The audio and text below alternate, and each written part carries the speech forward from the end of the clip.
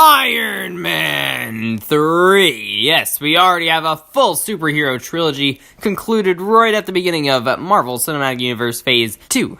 Wow, they really rushed through the Iron Man trilogy. Like, they were just like, oh wow, we actually made one good film back in Phase 1. Let's really release as much as we could of this one. Alright, hello! We're going to review Iron Man 3, of course. So, this is continuing our Marvel movie marathon review, whatever you want to call it. I swear to God, I'm not copying other people. This is a totally unique idea that I had starting way back as soon as Infinity War was announced, of course. So we are starting up with Marvel Cinematic Universe Phase 2. So that, of course, starts us with Iron Man 3, starring Robert Downey Jr., as you guessed it, Tony Stark. Because, common joke is he's hardly actually Iron Man throughout the film, which, yeah, I mean, it's a little true, but yeah, I'd say you get a pretty solid amount of Iron Man action still. Now, this one is usually getting a lot of negative raps about it and stuff, like, this one was horrible. It went against everything from the comics. It ruined Iron Man's character. I mean, in some ways, yeah, technically, but let's not forget all the good, right? I mean, this one seems like it did even worse as far as audience reactions than Iron Man 2, but as an actual film, Iron Man 2 was definitely much worse than this, I'll tell you that.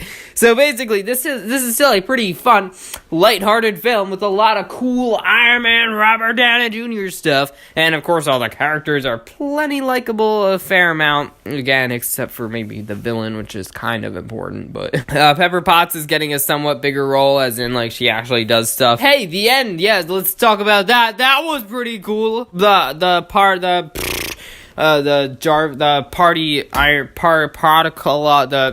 house party protocol. There it is, right on the tip of my iron tongue. Yes, every single Iron Man suit. Everything gets blown up. Iron Man says he's done being Iron Man, and then comes back as Iron Man in Age of Ultron immediately afterwards. It's a great way to end a trilogy if you only watched all the Iron Man films and no other MCU film. But let's go over the bad stuff, alright? What exactly is all the hate about? Well, it's about especially the Mandarin, which at the same time, a lot of people actually thought this was freaking hilarious, because it was. So you got the Mandarin, you read those little Marvel comics and it's like, whoa, that guy's so magical and stuff, and he's so cool, what a great threat to the mighty Iron Man. But then they come here, they have this super intense terrorist, he's super, super intimidating, he's like, you'll never see me coming, and then, well, next thing you know, they see him, and it's like, he's not quite the terrorist, he's actually just an actor, Trevor Slattery. It's actually a hilarious, huge plot twist